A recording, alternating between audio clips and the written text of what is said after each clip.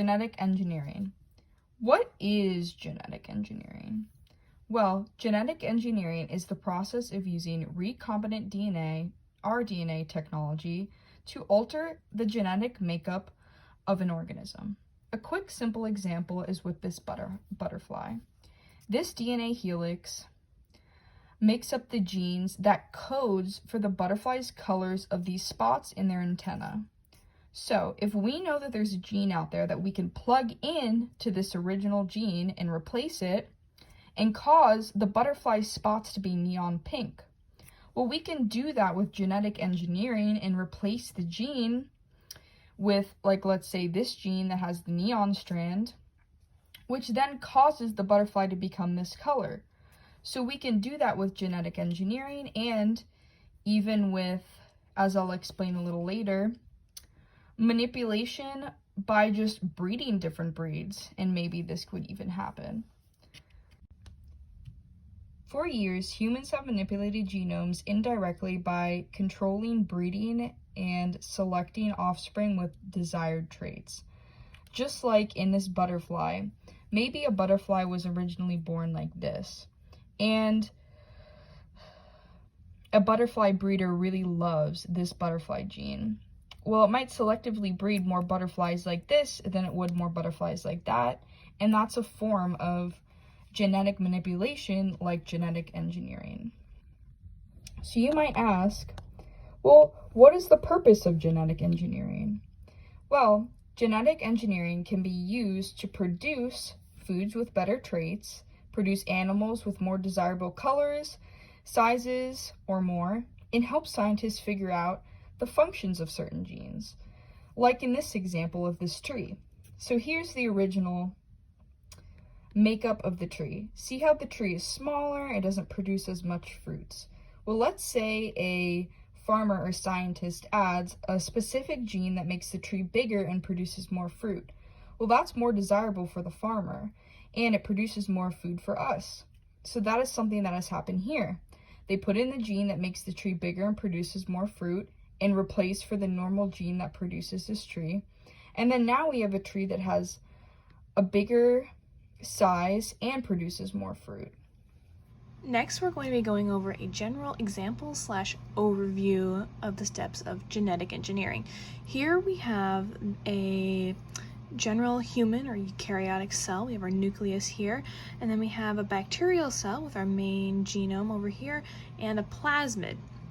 And so for genetic engineering, you're going to have your isolated, like, foreign DNA over here, and you're going to have your plasmid, which comes from your bacterial cell. It's going to be removed from the bacterial cell, and then you're going to have a restriction enzyme that is going to cut this plasmid right here. So these arrows representing your restriction enzyme, and then that same restriction enzyme is going to cut the foreign DNA.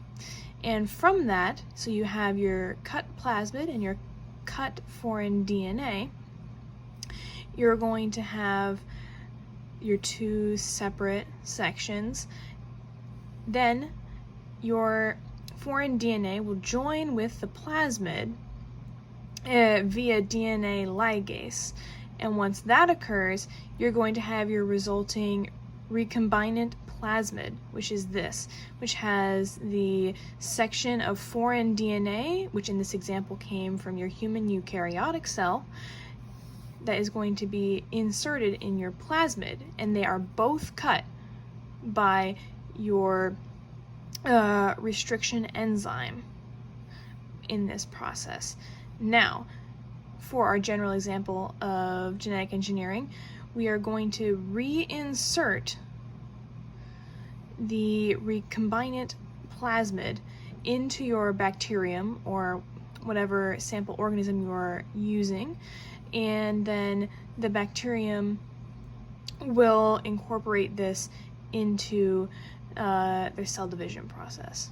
A double-stranded break is when the double helix is sliced down the middle into two double helix strands, as shown by the two black lines on the top of the image. DNA can fix this with the help of an enzyme that will create highly reactive single-stranded regions that are shown by the second set of black lines. These single strands will then use the homolog as a template, which is how we used double-stranded breaks in our genetic engineering experiment. We created an overhang homology that is complementary to the desired region of insert, our group specifically being where the IRA2 gene would be in the yeast genome. We have to rely on chance for the yeast to have a double-stranded break right where we want the DNA to be inserted. So we flood the yeast cells with the single-stranded regions that we created that include an antibiotic resistance gene, an M-cherry, a fluorescent glowing protein, such that it has a high chance of being transformed when there is a break. Today, scientists can manually create a double-stranded break at the location they pinpoint with the help of a tool called CRISPR. We will, however, still be relying on chance for our experiment. Okay, so now we're going to discuss how homologous structures are really important when it comes to genetic engineering.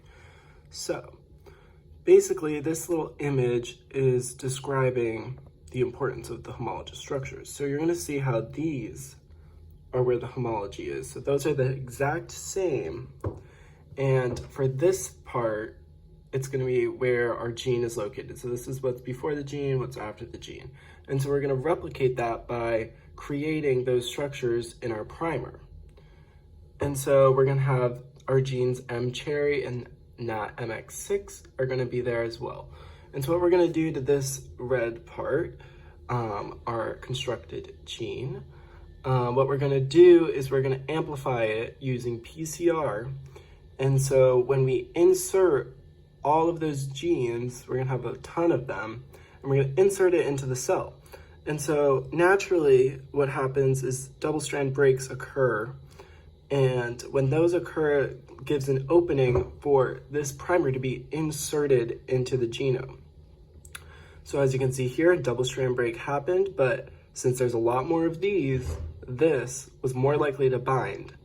And you continue this and you knock out the IRA2 gene and you insert that M-cherry and NAT MX6 gene. So that's an example using our experiment. But you can do this with any type of gene.